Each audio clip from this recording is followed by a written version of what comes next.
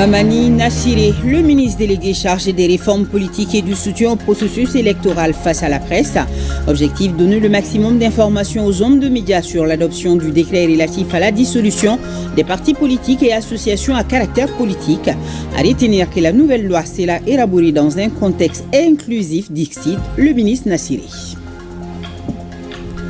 Ensemble, dans ce journal, nous allons faire le point des travaux de la Commission nationale de rédaction du projet de la Charte nationale pour la paix et la réconciliation nationale.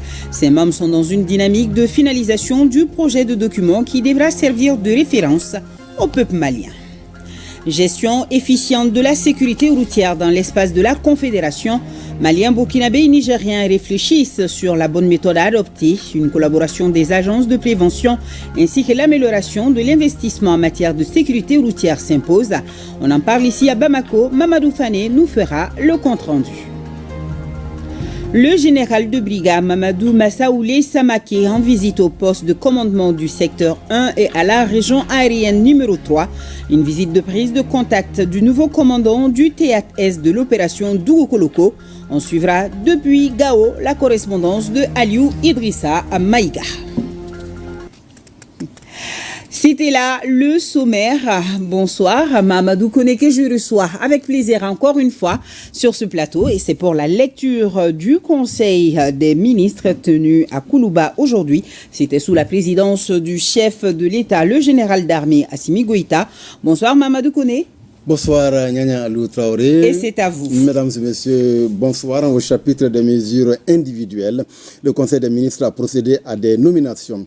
La liste nominative des intéressés est disponible sur le site web du secrétariat général du gouvernement www.sgg-mali.ml et dans le journal L'Essor. Au chapitre des communications, 1. Sur le rapport du ministre de l'Industrie et du Commerce, le Conseil des ministres a pris acte d'une communication écrite relative au cadre de concertation entre l'État et le secteur privé. Dans le cadre de la mise en œuvre des recommandations du nouveau partenariat pour le développement de l'Afrique, le gouvernement a institué par le décret numéro 05-074 PRM du 1er mars 2005 un cadre de concertation entre l'État et le secteur privé en vue de l'amélioration de la compétitivité des entreprises. Au terme de l'article 2 du dit décret, le cadre de concertation est composé du Conseil de coordination du développement du secteur privé et du modérateur de la concertation État-secteur privé avec pour mission de développer le dialogue permanent et d'instaurer un cadre de partenariat entre l'État et le secteur privé. L'application du décret instituant le cadre de concertation entre l'État et le secteur privé a révélé de nombreuses insuffisances qui ont entravé la bonne exécution de sa mission. Aussi, le Conseil supérieur du secteur privé, créé par la loi numéro 2011-088 du 30 décembre 2011, portant loi d'orientation du secteur privé à travers son secrétariat technique permanent, prend en charge l'essentiel des attributions du modérateur de la concertation État-secteur privé. Cette loi met ainsi un terme aux fonctions du modérateur et de toute autre structure qui lui sont rattachées. En tenant compte du contexte économique, il est opportun de procéder à l'abrogation du décret numéro 05-074 PRM du 1er mars 2005 portant institution d'un cadre de concertation entre l'État et le secteur privé. Cette abrogation permettra d'adapter les structures de concertation État-secteur privé aux réalités économiques et institutionnelles en vue de l'amélioration de la compétitivité des entreprises nationales. 2. Le Premier ministre, chef du gouvernement, a informé le Conseil des ministres A. de la réalisation de la 3e édition de l'émission Malikoura Tassira. Face à une guerre informationnelle livrée par certains États et médias à notre pays pour ses choix de souveraineté en matière de défense et de sécurité, de partenaires stratégiques, de politique de refondation de l'État, ainsi que pour ses options économiques, le gouvernement a initié l'émission Malikoura Tassira, 3e édition. L'objectif de cette émission est d'informer l'opinion publique nationale et internationale sur l'action gouvernementale dans tous les domaines de la vie publique durant les 6 derniers mois. B. de la présentation du rapport du projet de plan d'action du gouvernement 2025-2026 au Conseil national de transition. La présentation au Conseil national de transition du projet de plan d'action du gouvernement 2025-2026 pour examen et adoption constitue la phase ultime de son approbation. À cette occasion, les membres du gouvernement, le secrétaire général du gouvernement, le commissaire à la sécurité alimentaire, le vérificateur général et les directeurs des services centraux et rattachés, ainsi que les présidents des autorités administratives indépendantes relevant de la primature, sont invités à accompagner le Premier ministre, chef du gouvernement, à cet événement majeur. La présentation du projet de plan d'action aura lieu le 16 mai 2025 et les débats sur le document sont programmés pour le 19 mai 2025. 3. Le ministre de l'Administration territoriale et de la décentralisation a informé le Conseil des ministres de la dissolution du conseil communal de la commune rurale de Dabia, région des Cayes. La dissolution du conseil communal est prévue par la loi numéro 2023-004 du 13 mars 2023 portant Code des collectivités territoriales. Au terme de l'article 8 de la dite loi, le conseil communal peut être suspendu ou dissous. Dans tous les cas, le conseil communal est admis préalablement à fournir des explications écrites par l'entremise du maire aux représentants de l'État dans le cercle. Le conseil communal de la commune rurale de Dabia, région de Cayes, se caractérise depuis un certain temps par des dysfonctionnements et des violations de la loi, notamment l'absentéisme chronique des membres du bureau communal et leur implication dans la survenue de l'éboulement d'une mine d'exploitation artisanale, les défaillances constatées dans le suivi des plans d'occupation du sol, l'occupation illégale du domaine public immobilier de l'État et la rupture dans la fourniture des services sociaux de base aux populations. Face à ces situations de fautes graves de gestion administrative, une demande d'explication a été adressée au dit conseil communal. À l'effet de mettre fin aux dérives constatées, le conseil communal de la commune rurale de Dabia est dissous conformément aux dispositions de l'article 10 du Code des collectivités. 4. Le ministre de l'Énergie et de l'Eau a informé le Conseil des ministres a. Des résultats de la rencontre d'échange des régulateurs d'énergie de la Confédération AES tenue du 6 au 8 mai 2025 à Bamako. En vue de mettre en place un cadre de régulation harmonisé du secteur de l'énergie au sein de la Confédération des États du Sahel, les régulateurs de l'énergie du Burkina Faso, du Mali et du Niger ont initié une rencontre d'échange qui a permis, entre autres, de définir une vision commune et partagée de la régulation du secteur de l'énergie, d'élaborer une feuille de route pour la mise en place d'un dispositif de régulation harmonisé du secteur de l'énergie, de valider un chronogramme de mise en œuvre des activités. La principale recommandation de cette rencontre d'échange est l'institution d'une réunion annuelle des régulateurs du secteur de l'énergie de la Confédération AES. B. Des résultats de sa visite de travail à Tenerife, aux îles Canaries, en Espagne, du 5 au 11 mai 2025. Au cours de sa visite, le ministre de l'Énergie et de l'Eau a participé à des rencontres qui avaient pour objectif de fournir une opportunité aux décideurs africains de découvrir les pratiques innovantes de gestion de l'eau et de l'assainissement de l'île de Tenerife. Ces rencontres, précédées par des visites de terrain, ont porté notamment sur la coopération entre les îles Canaries et les pays africains, la mobilisation des financements des projets en Afrique, l'utilisation des technologies innovantes dans la gestion de l'eau et de l'assainissement. Cette visite a été l'occasion de communiquer sur les initiatives du gouvernement en faveur du développement du service public de l'eau et des opportunités d'investissement dans les domaines de l'énergie et de l'eau au Mali. 5. Le ministre de l'Entrepreneuriat national, de l'Emploi et de la formation professionnelle a informé le Conseil des ministres de sa mission de terrain à Tombouctou du 3 au 6 mai 2025. L'objectif de cette mission était de transmettre un message de réconfort, d'assurance et de solidarité du gouvernement aux populations locales, tout en recueillant leurs préoccupations et attentes en matière de développement de compétences et d'insertion socio-professionnelle.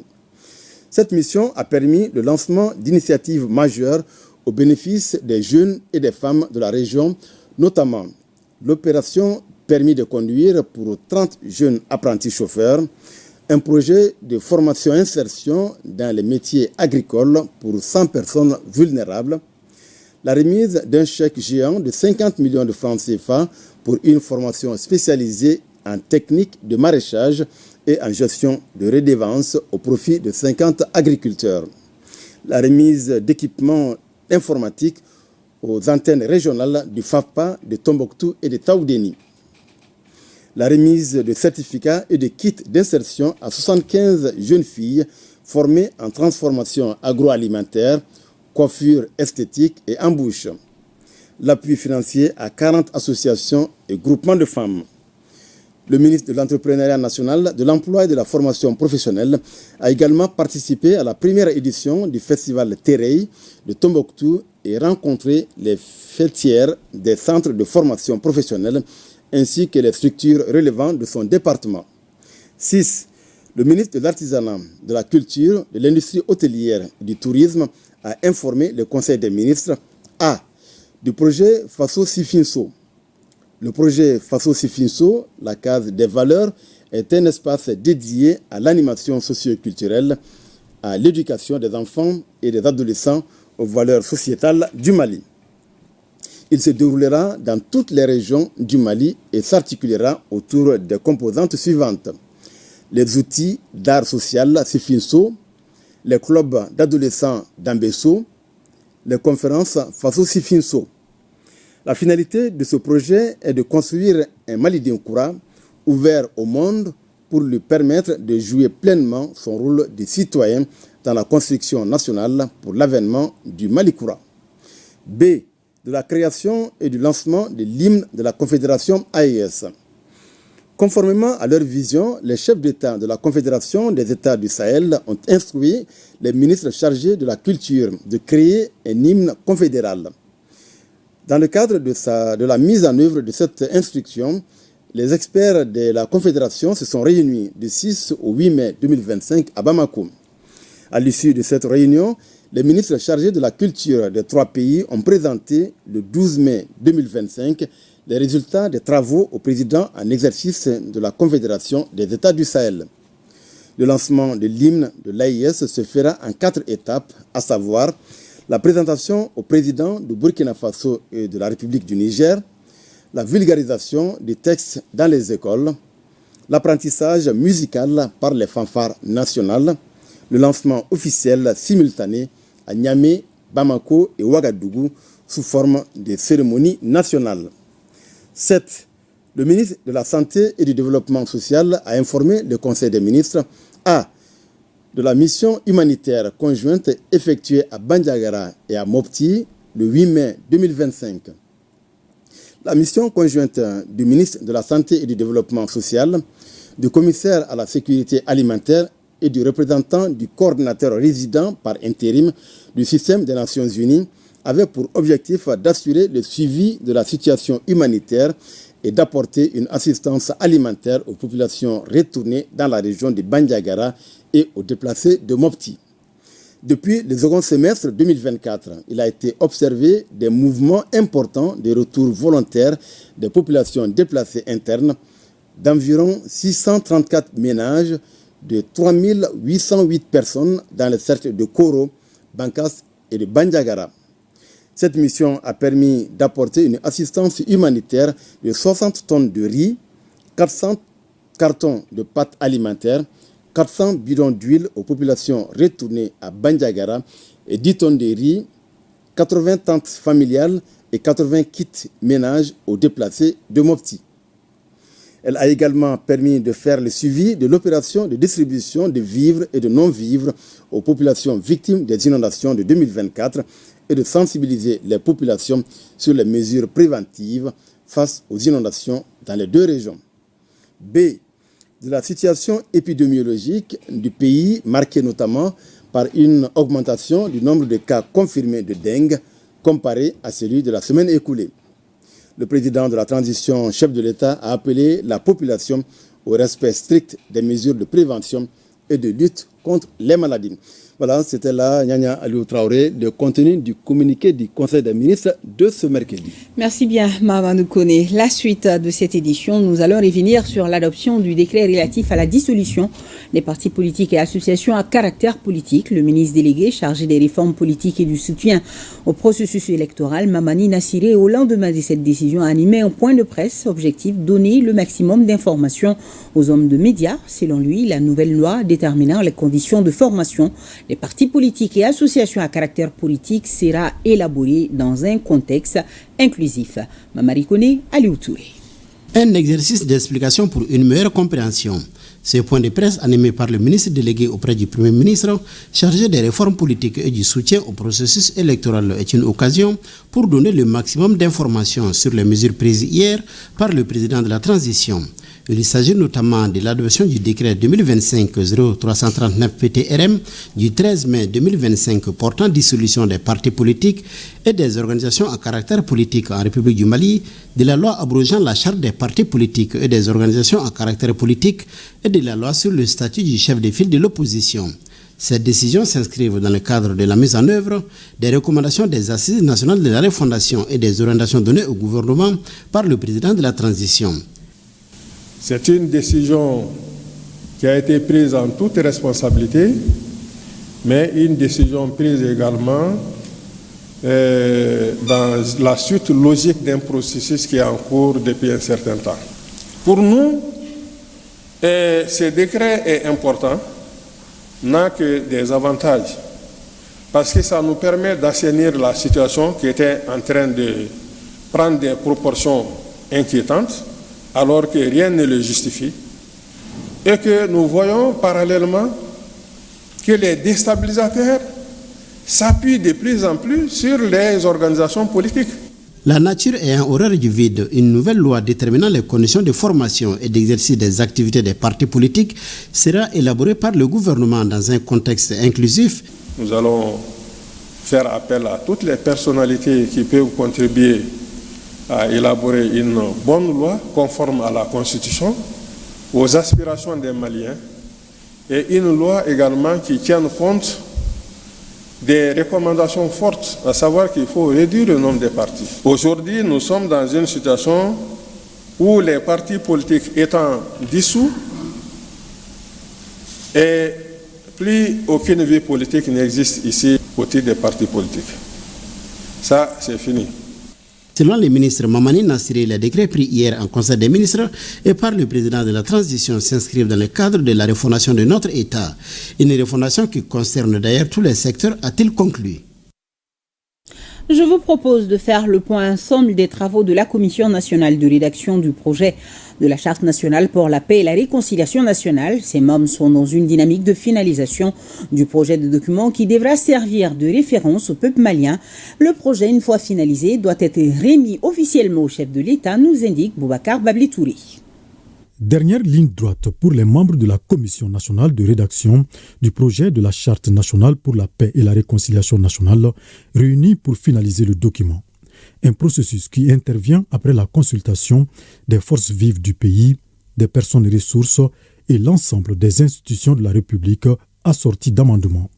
Cette charte, considérée comme le document de référence, va désormais remplacer l'accord pour la paix issu du processus d'Alger. Elle prend en compte tous les paramètres pouvant conduire à la paix et à la réconciliation tant souhaitée par les Maliens. Cette charte doit pouvoir, et elle le réclame d'ailleurs, notamment dans ses dispositions spéciales, que tous les fils et toutes les filles du Mali évidemment, viennent à la table des négociations pour débattre de tous les problèmes du pays et pour aussi trouver les meilleures solutions dans le contexte actuel pour envisager ensemble, disons, un meilleur avenir. La charte est devenue au fil du temps un document extrêmement important. Si important qu'il n'est pas possible pour la Commission elle-même de déterminer ni son ancrage institutionnel, ni son ancrage juridique. Ce projet de document de la Charte nationale pour la paix et la réconciliation nationale évoque 5 thématiques majeures, parmi lesquelles la justice, la sécurité et la défense. On a eu le temps largement de faire le tour et d'identifier tous les problèmes auxquels sont confrontés les forces armées de sécurité pour pouvoir les inclure, enfin ce qui peut être mis dans la charte comme essentiel, le maillage. Améliorer le maillage des terrains. Il faudrait qu'on multiplie les camps. Et surtout, il faudrait que la capacité opérationnelle des exécutants soit au top. Dans ce projet de charte, nous avons traité les questions de justice parce que lors de nos consultations, les forces vives, tous les acteurs qui ont été consultés ont fait part vraiment de certains dysfonctionnements par rapport à notre justice. Et c'est dans ce cadre que nous avons pris le devant et pour essayer de traiter la justice de façon générale, et tant dans la bonne administration de la justice et sa saine distribution. Ce document en phase de finalisation sera dans un bref délai remis officiellement au chef de l'État. Il servira désormais de boussole pour le Mali sur les questions de paix et de réconciliation. C'est demain, 15 mai, la journée internationale des familles. Dans le contexte 2025, nous allons la célébrer dans le cadre de la sensibilisation et de l'information de nos communautés sur le rôle de la famille dans la construction d'une nation. Madame le ministre de la Promotion de la Femme, de l'Enfant et de la Famille, Diarra Djeneba Sanogo, est au micro de Inaba pour en parler. Suivons. La commémoration de la Journée internationale des familles m'offre l'occasion d'attirer l'attention de nos communautés à tous les niveaux sur le rôle de la famille dans la construction de notre nation, la consolidation de la paix et la sécurité individuelle et collective. La famille malienne connaît d'aujourd'hui des changements inhérents à son ouverture sur le monde extérieur avec l'influence négative croissante des modèles et cultures exogènes. Cette situation place nos familles entre tradition et modernité, menace ses fondements. L'environnement familial doit demeurer le premier cercle d'éducation et d'apprentissage de l'enfant à nos différentes valeurs et non la rue. Nous sommes tous interpellés face à cette situation et nous avons la responsabilité d'unir nos efforts pour agir. Ne plus se limiter à la dénonciation et la lamentation. Le département dont j'ai la charge reste mobilisé avec toutes les composantes de la société malienne pour inculquer aux enfants les valeurs sociétales telles que la dignité, l'honneur, la tolérance, le respect de soi et de l'autre, la solidarité, la probité, l'autorité parentale, le travail bien fait, le don de soi, le respect de l'environnement, l'honnêteté, bref, tout ce qui permettrait à nos aïeux un vivre ensemble harmonieux et paisible. La journée internationale des familles célébrée donc demain 15 mai. Œuvre sociale du président de la transition. Le conseiller spécial du président de la transition a inauguré ce mercredi les 428e et 429e forages. C'était dans la cour du groupe scolaire de Katibougou et au grand séminaire Saint-Augustin de Samania. Djemba Moussa Konaté, reportage. Majestueusement implanté dans les cours du groupe scolaire de Katibougou et du grand séminaire Saint-Augustin de Samaya, ces deux forages portent à 429 le nombre d'infrastructures hydrauliques réalisées par le président de la transition dans le cadre de ses œuvres sociales. La réalisation de ces forages contribue à soulager la souffrance de plus de 1000 élèves du groupe scolaire de Katibougou et les futurs pensionnaires du centre de Samaya. Ces forages que nous inaugurons ce jour n'est pas seulement une infrastructure, c'est un symbole fort d'attention, de solidarité et d'engagement envers les populations rurales souvent confrontées aux difficultés d'approvisionnement en eau. Le monde scolaire, à travers ma voix, et mes élèves ont un message fort à votre endroit. Message de remerciement, message de continuation, et nous prenons ici l'engagement que nous allons porter haut le flambeau de l'éducation dans le cap de Wezendou. Transféré à Samaya depuis 1988, le grand séminaire Saint-Augustin était confronté à un problème crucial d'eau potable. Les séminaristes entendent en faire une utilisation judicieuse et pérenne de l'infrastructure reçue. L'eau, c'est la vie. Non seulement pour les hommes, mais aussi pour toute créature sous le ciel.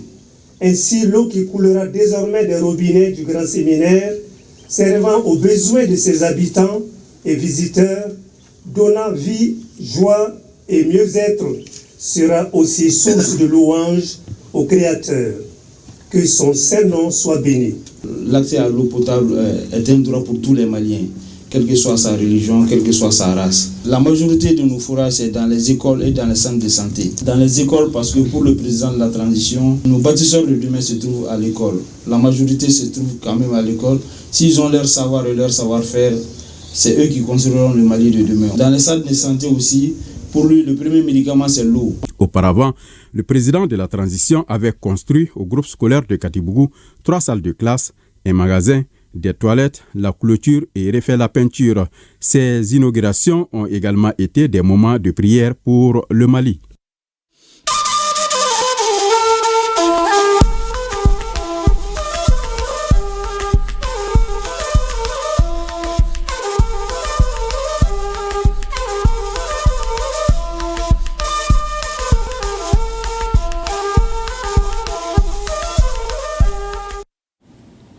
La gestion efficiente de la sécurité routière dans l'espace de la Confédération. Maliens, Burkinabés et Nigériens réfléchissent sur la bonne méthode à adopter, une collaboration des agences de prévention ainsi que l'amélioration de l'investissement en matière de sécurité routière ou encore la poursuite des réformes institutionnelles en sécurité routière s'impose.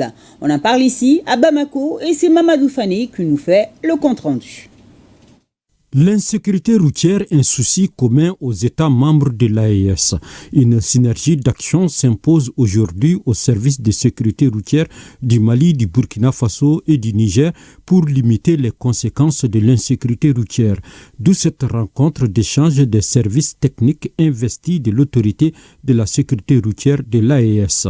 L'organisation de la rencontre sur la prévention routière des experts de l'AES s'inscrit dans la dynamique de proposer une stratégie globale pour l'amélioration de la sécurité sur nos routes. Chacun des pays est appelé à présenter une communication sur le cadre institutionnel et législatif de la sécurité routière, en s'appuyant sur les textes de création et d'organisation, sur la politique ou la stratégie de sécurité routière et sur les données d'accidents de circulation routière. Le thème de cette rencontre est « Ensemble pour la sécurité routière intégrée dans l'espace AES », un thème évocateur au moment où les statistiques de l'insécurité routière ne sont plus reluisantes en Afrique. La Charte africaine sur la sécurité routière se fixe comme objectif de servir de cadre stratégique pour l'amélioration de la sécurité routière en Afrique, d'outils de sensibilisation et d'instruments de réduction des accidents de la route. Une harmonisation du cadre législatif dans l'espace permettra d'obtenir des résultats probants pour les membres de l'AES. Pour cela, la sécurité des citoyens doit être au centre de cette rencontre. Amélioration de l'accès aux soins de santé des populations nigériennes. Le centre de santé intégré du type 2 de Nord-Diré, cité enseignant-chercheur, est désormais électrifié par un système solaire photovoltaïque. Aminata Dangalou et Amidou Abdoulaye nous amènent visiter.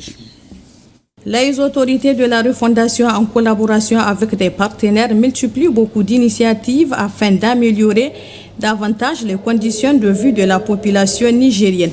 Dans ce cadre, le centre de santé intégré de type 2 de Nord-Diré au niveau de la cité des enseignants-chercheurs a été électrifié par un système solaire photovoltaïque d'un montant de 30 millions. Les équipements que nous venons de vous remettre, ce n'est pas que des objets, c'est un symbole d'espoir, un symbole de progrès qui contribueront certainement à l'amélioration du travail du personnel de santé et surtout à garantir des meilleurs soins pour nos concitoyens. En réceptionnant ces joyaux, le ministre de la Santé et de l'Hygiène publique n'a pas manqué de remercier les partenaires de l'État à travers le ministère de l'Énergie qui vient d'électrifier ces CSI au quartier Nord-Diré, un quartier qui compte 4851 habitants. Ce centre de santé remplit toutes les conditions pour un centre de santé intégré de type 2, notamment l'électrification, la disponibilité de l'eau potable, les murs de clôture, le logement pour les responsables. Nous demandons à la population qui sont les bénéficiaires de ce centre de faire bon usage. Après la visite de ces centres par les autorités présentes à la cérémonie, une cinquantaine de kits composés de gaz domestique a été remise aux femmes déplacées internes de Samira vivant à Libidi. Et un mot de l'interview accordée par le président du Faso, chef de l'État, le capitaine Ibrahim Traoré, à une chaîne de télévision russe lors de la commémoration du 80e anniversaire de la grande victoire russe.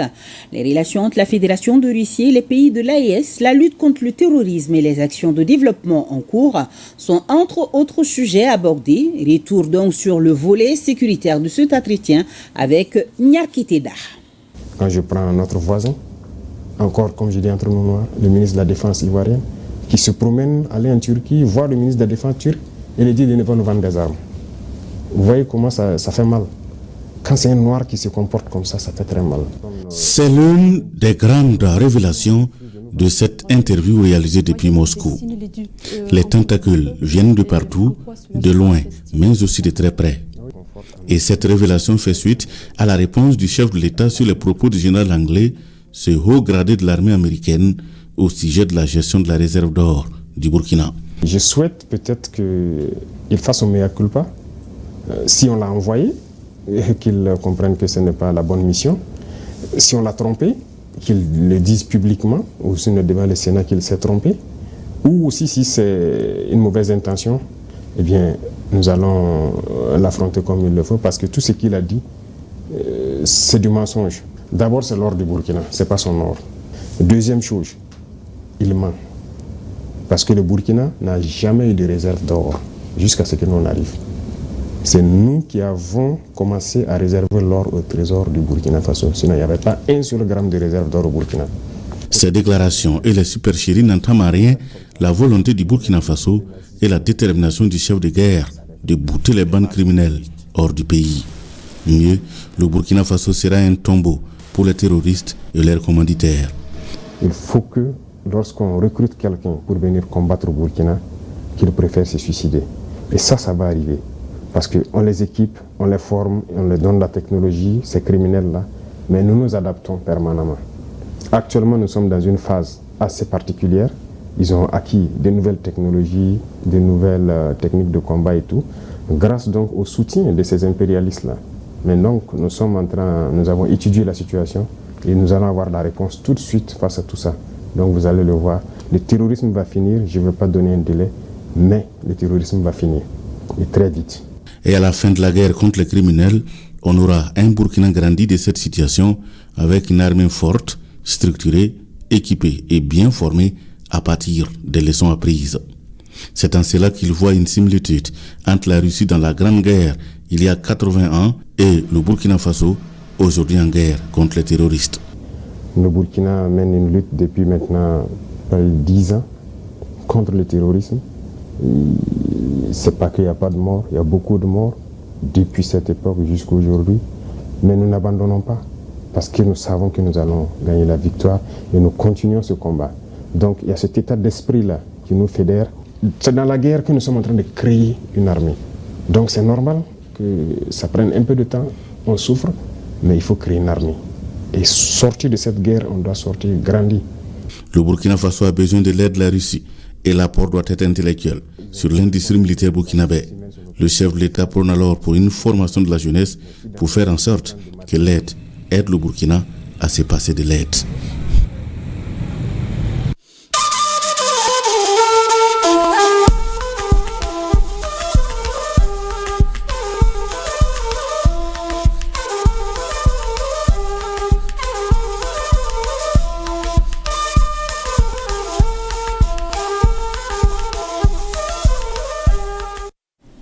Les acteurs de la chaîne pénale en charge du recouvrement et de la gestion des avoirs saisis ou confisqués sont réunis à Bamako. Ils doivent non seulement valider les outils d'exécution de leur travail, mais aussi porter la réflexion sur la mise en œuvre de la confiscation sans condamnation pénale. Sorana Kamisoko pour plus de précisions. L'agence de recouvrement et de gestion des avoirs saisis ou confisqués est une nouvelle structure qui vient d'être créée sous la tutelle du ministère de la Justice et des Droits de l'Homme. Elle a pour mission de lutter contre la délinquance économique et financière dans notre pays.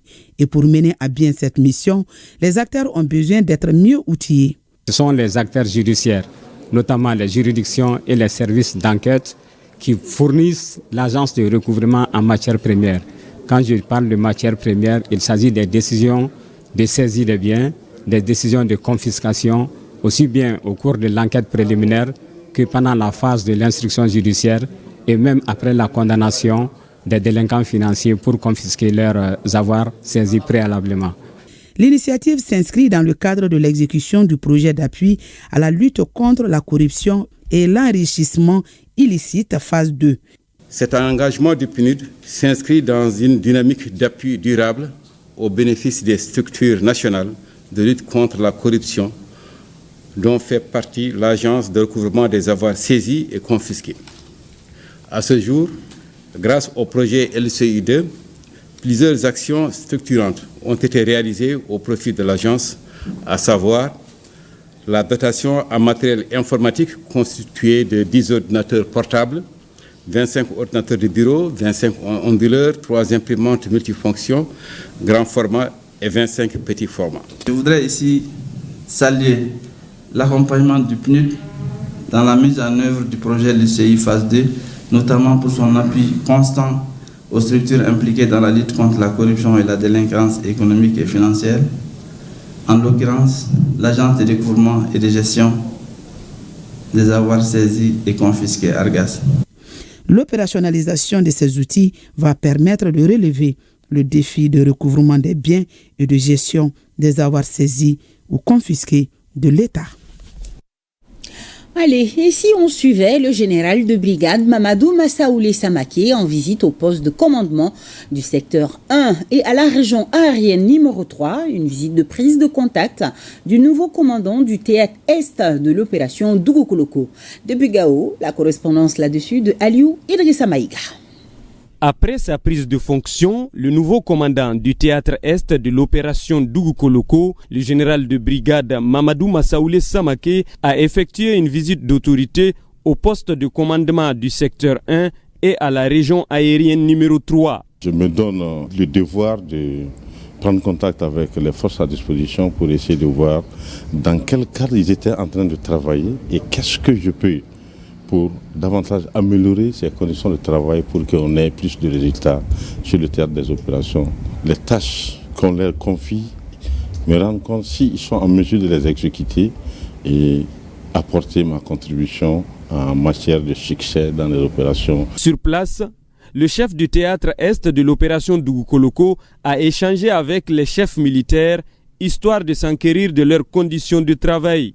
Il n'a pas manqué aussi de prodiguer des conseils pour la réussite de l'opération Dougoukoloko. En tant que commandant secteur, je suis vraiment fier aujourd'hui de recevoir le nouveau com-théâtre dans nos murs, en présence de tous les chefs d'entité, à savoir les directeurs régionaux au niveau de Gao, de la garde, de la gendarmerie et les autres entités, voilà, en vue de poursuivre les opérations au niveau du secteur 1 en particulier et en général au niveau du théâtre Est de l'opération Dougoukoloko. Nous avons un sentiment de joie et de réconfort d'avoir la chance aujourd'hui de recevoir le commandant du théâtre, qui est un homme très connu, un homme de terrain très expérimenté. Et c'est une chance pour nous de l'avoir aux côtés de nous pour avoir les conseils, profiter de son expérience. Et il nous a prodigué beaucoup de conseils par rapport à la conduite des opérations. Le même jour, le général de brigade Mamadou Massaoulé Samaké a rendu visite au gouverneur de la région de Gao, le général de division Moussa Traoré. Le chef de l'exécutif régional a souhaité bonne chance au com-théâtre et ses hommes pour la suite de l'opération Dougoukoloko. Et toujours avec nos FAMA, passation de commandement à la tête de la zone de défense numéro 4 entre le général de brigade Aruna Samaké, chef d'état-major de l'armée de terre, et le colonel Boubou Bokoum, nouveau commandant de la zone de défense numéro 4. Cité au camp Mamadou Lamine Dramé de Kaï, nous dit Kabadjara. Le colonel Boubou Bokoum prend les commandes de la zone de défense numéro 4. Il a reçu les couleurs nationales des mains du général de brigade Aruna Samaké, chef d'état-major de l'armée de terre, les quelques couleurs nationales qu'il devra désormais défendre sur toute l'étendue du territoire de la première région administrative du Mali. C'est avec humilité que je prends ce commandement et je mesure toute la portée de la responsabilité qui est la mienne. Les actions qui seront très prochainement entreprises s'inscrivent dans le cadre de la continuité en renforçant des acquis qui trouvent leur fondement dans la vision stratégique du chef d'état-major de l'armée de terre. Également, les actions futures iront dans le sens des défis à relever, surtout quand on sait qu'il y a des enjeux sécuritaires dans la région. Et la 4e région militaire, en plus de la région administrative de Kita, couvre les régions administratives de Kaï et Nioro, qui font frontière respectivement avec le Sénégal et la Mauritanie. Le colonel Boubou Bokoum remplace à ce poste le colonel Moussa Angoiba, un poste qu'il a occupé une année durant. Après une mission bien accomplie, Moussa Angoiba s'apprête à prendre les règnes de la zone de défense numéro 2 de Ségou. Retour à Bamako, précisément dans nos locaux ici à Bonzoula. Notre directeur général Hassan Baba Djambélé a rencontré cet après-midi une délégation de l'AGEFO conduite par son nouveau directeur général. Les échanges ont porté autour d'un partenariat entre les deux structures et le RTM s'engage à accompagner les activités de l'AGEFO dans un contexte de partenariat gagnant-gagnant. À l'issue de la rencontre, le directeur général de l'AGEFO, Balobo Sissé, nous confie ses impressions. C'est au micro de Garibou Pérou. J'avoue que j'ai été très impressionné par ce que j'ai vu. L'ORTM fait du travail quand même qui est formidable. Vu de l'extérieur, on ne se rend pas compte franchement de tout ce qui est abattu ici. Et moi, en visitant les différentes salles et en écoutant un peu, je suis vraiment impressionné de tout l'effort que le personnel ici présent abat au jour le jour, pour permettre quand même à la population vraiment d'être non seulement informée, d'être au courant de l'actualité, d'être aussi distrait à travers des émissions. Tout ça pour le bien-être de la population malienne. L'AGEFO étant une agence, un établissement public, tout comme le RTM, nous allons définir un cadre de partenariat qui nous permet de collaborer directement avec l'ORTM dans le cadre de nos activités. Donc l'ORTM et l'AGEFO, on va mettre en place un cadre de concertation qui va permettre de définir les différentes attentes des parties prenantes et arriver à la signature d'une convention qui va aussi surtout beaucoup nous aider à rendre visibles les activités et les projets que nous avons déjà réalisés, mais et les projets que nous souhaiterons réaliser aussi dans les jours à venir. Formation des militants du Comité national des jeunes travailleurs de l'UNTM avec l'appui du Bureau international du travail BIT. Le thème de la session de 3 jours est la place de la jeunesse dans le renforcement du syndicalisme pour la promotion du dialogue social, de la négociation collective, de la démocratie et du développement. Mamadou Fani. Les jeunes constituent l'avenir du syndicalisme au Mali. À l'UNTM, on renforce les capacités de cette jeunesse pour la rendre apte à relever les défis. Notre rôle en tant que jeunes syndicalistes est d'être des acteurs responsables, des artisans de la paix sociale, des vigiles de la justice et des moteurs de développement. Cela exige de nous les jeunes une formation continue. Le présent séminaire a toute son importance puisqu'il s'agit de former et mobiliser les jeunes autour des normes du travail et des droits syndicaux. Sans un renforcement des capacités, de la coordination et des stratégies, les syndicats se heurteront à de nombreux obstacles pour soutenir l'organisation syndicale et la protection des travailleurs. La place de la jeunesse dans le renforcement du syndicalisme pour la promotion du dialogue social, de la négociation collective, de la démocratie et du développement, c'est le thème de ce présent atelier. La jeunesse, en tant que force vive et acteur central du changement, doit jouer un rôle de premier plan dans la revitalisation du syndicalisme au Mali. Elle est appelée à devenir un moteur essentiel dans la construction la construction d'un mouvement syndical plus dynamique, plus représentatif et mieux ancré dans les réalités de notre époque. Cette formation vient à point nommé, dans la mesure où elle permettra une meilleure gouvernance syndicale à un moment où le pacte de stabilité sociale et de croissance signé entre le gouvernement, le patronat et les organisations syndicales continue d'être mis en œuvre en vue de l'atteinte des objectifs de développement économique et social de notre pays. En initiant cette formation, les jeunes de l'INTEM contribuent ainsi à l'atteinte des objectifs du pacte de stabilité sociale pour une meilleure compréhension de ses membres. Atelier d'information et de sensibilisation sur l'importance et le rôle de la santé des végétaux dans l'atteinte de la sécurité alimentaire et nutritionnelle. Djemba Moussa Konaté nous en parle. Faire de l'approche une seule santé un levier pour mettre à la disposition des populations des produits sains qui leur permettent de rester en bonne santé, c'est tout le sens de cet atelier. Cette rencontre avec les acteurs de l'Office de protection des végétaux OPV vise à leur apprendre les bonnes pratiques en termes de santé des végétaux afin d'accroître la production de façon saine. Si on ne protège pas nos cultures, avoir assez de produits pour soutenir la consommation mondiale, on risque de ne pas être en bonne santé. Donc cette journée est dédiée vraiment à sensibiliser les uns et les autres. Les autorités et les partenaires invitent les acteurs à agir pour protéger la santé de nos ressources végétales afin de préserver la santé de nos populations. L'Organisation des Nations Unies pour l'alimentation et l'agriculture accorde un intérêt particulier à la préservation de la santé des végétaux qui transcende tout ce que nous faisons pour le développement de nos pays.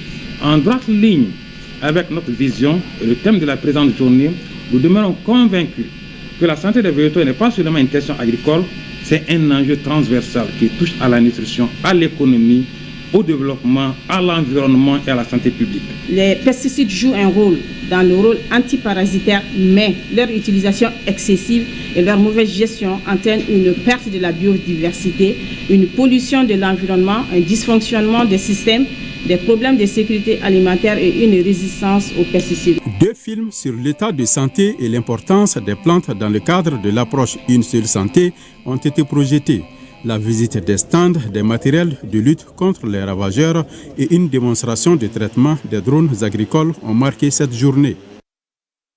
L'œuvre malienne d'aide à l'enfance au Sahel échange avec les lauréats des concours 2022-2023 sur les meilleurs articles de presse en matière de sécurité alimentaire et nutritionnelle en lien avec le Watch. Batraouri. 2 concours avaient été lancés en 2022 et en 2023 par l'OMAS, l'œuvre malienne d'aide à l'enfance au Sahel. Ils portaient sur les meilleurs articles de presse en matière de sécurité alimentaire et nutritionnelle en lien avec le WASH. 8 lauréats se sont distingués à l'issue des 10 concours. Ils proviennent du réseau des journalistes pour la promotion de l'eau potable et de l'Alliance des journalistes maliens en faveur de la nutrition et de la sécurité alimentaire. Mon article portait sur la malnutrition, surtout la malnutrition des enfants. 5 millions d'enfants devraient être en situation de malnutrition en 2023. Donc c'est sur ça que je me suis basé pour faire mon article, tout en soulignant les liens qui existent entre l'accès à l'eau, l'hygiène et l'assainissement et la malnutrition. J'avais même l'habitude de voyager dans les zones là où il y a vraiment les manques d'eau et puis là où il y a vraiment les enfants en conditions difficiles pour ce genre de choses. Bon, pendant ce voyage, je suis tombée sur une dame dans un hôpital avec ses 2 enfants hospitalisés pour ce genre de problème. Donc je me suis fait une idée pour faire cet article basant sur les malnutritions des enfants. L'OMAS estime que les 2 concours ont comblé les attentes, mais qu'il faut à présent préserver les acquis tout en maintenant la sensibilisation. Nous avons sollicité le concours des journalistes pour la publication des articles de presse afin que le programme soit mieux connu du grand public. Aujourd'hui, vraiment, je suis personnellement satisfait de ce que nous avons eu à faire avec eux et nous espérons pouvoir continuer avec eux. L'initiative s'inscrit dans le cadre du projet Right to Grow, c'est-à-dire chaque enfant a le droit d'atteindre son plein potentiel. Il est exécuté grâce à l'appui de World Vision. L'ONG Mousso, le gouvernement malien et d'autres acteurs clés se sont réunis pour la première réunion du comité de pilotage des soins essentiels communautaires. Au cours de la réunion, les membres ont discuté de la problématique de la santé communautaire au Mali, nous souligne Inaba. Améliorer la coordination et le suivi des activités de santé communautaire. C'est l'objectif visé à travers cette première réunion du comité de pilotage des soins essentiels dans la communauté au titre de l'année 2025.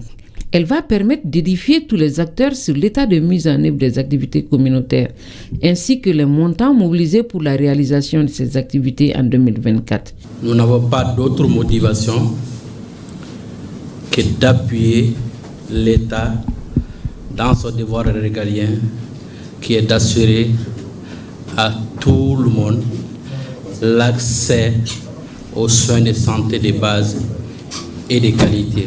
Les échanges ont également porté sur les acquis du Forum national sur l'amélioration de l'accès aux soins essentiels dans la communauté tenu en 2009. Les soins essentiels dans la communauté sont mis en œuvre dans toutes les régions du Mali avec l'accompagnement des partenaires techniques et financiers.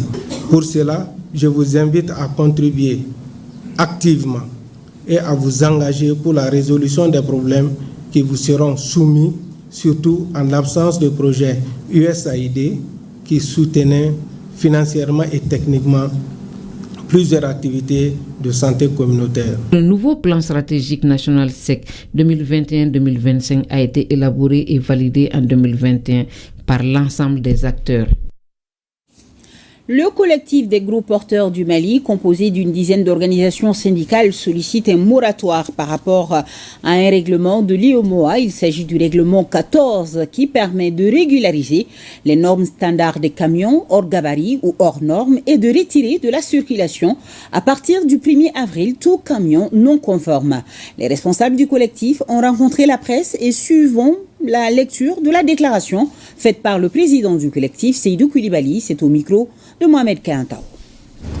Le collectif des fédérations et des syndicats de transport du Mali, soucieux d'accompagner le gouvernement du Mali en vue du rayonnement du secteur du transport, rappelle que les transporteurs ont joué dans la desserte et l'acheminement des marchandises et d'arrêt de première nécessité pendant les sanctions injustes imposées à notre pays par la CEDEAO en 2021 et 2022. Invite le gouvernement à instruire au département du Tidjane à la reprise des discussions inclusives avec tous les acteurs du secteur du transport et au premier chef les syndicats des transporteurs, véritables chefs ouvrières pour le renouveau du transport. 2.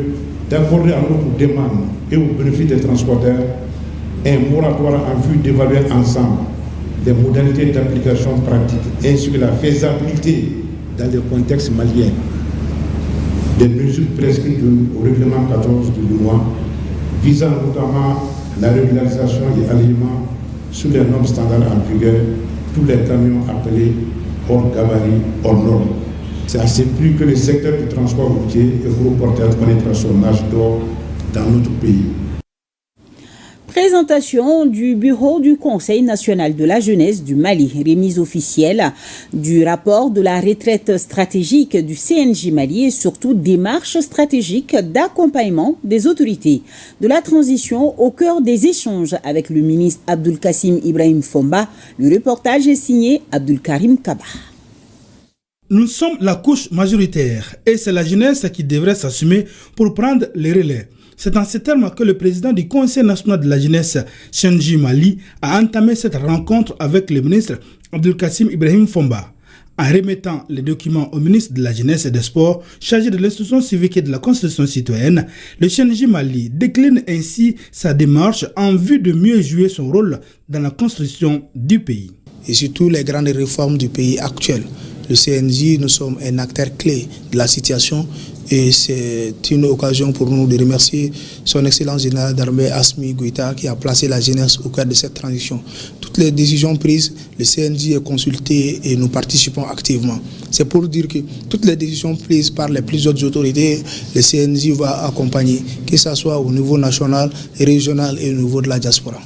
Cette démarche est bien appréciée par le ministre Fomba.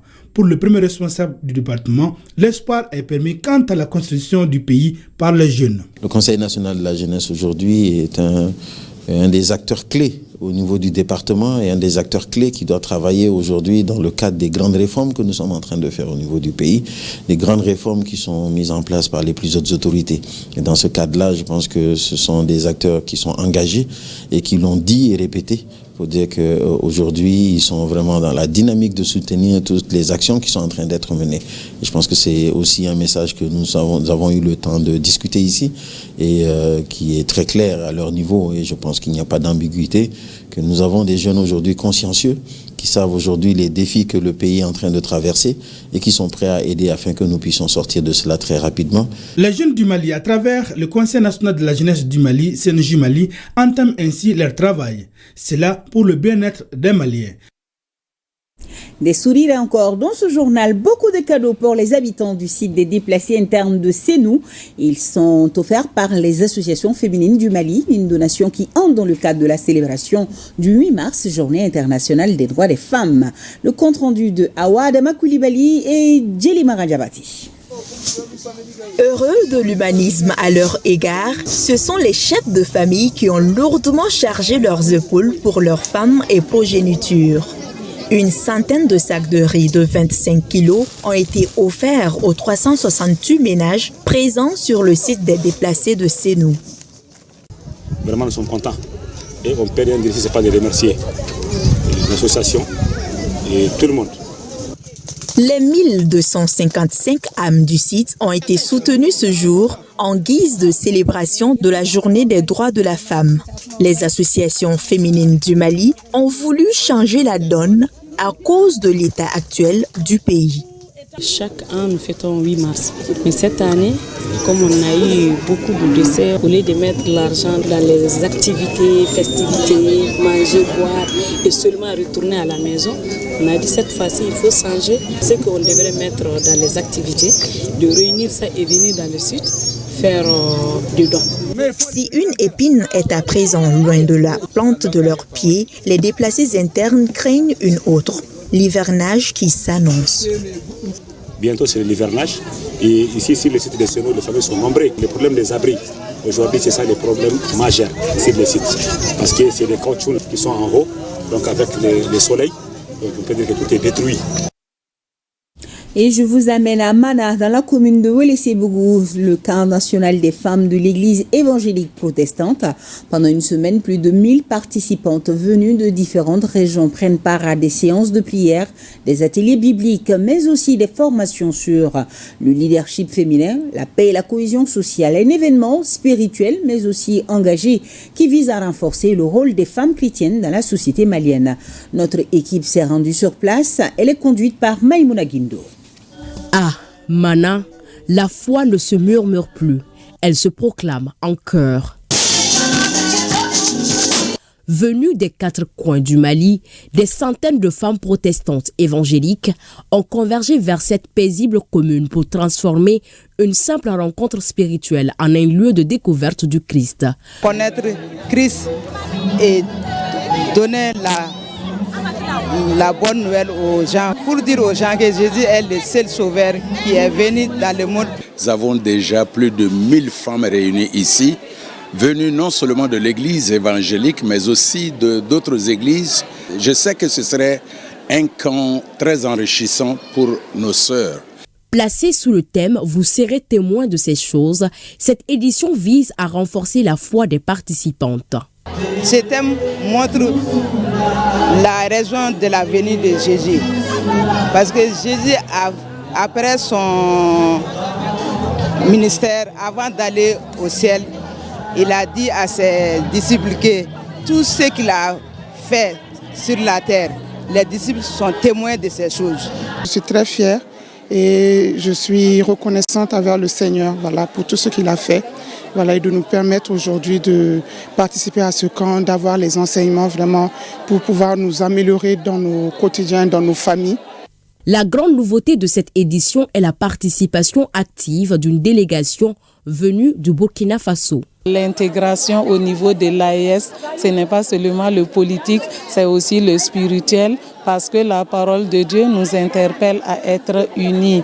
Pour ces femmes protestantes évangéliques, ce camp n'est pas une parenthèse spirituelle, c'est un point de départ.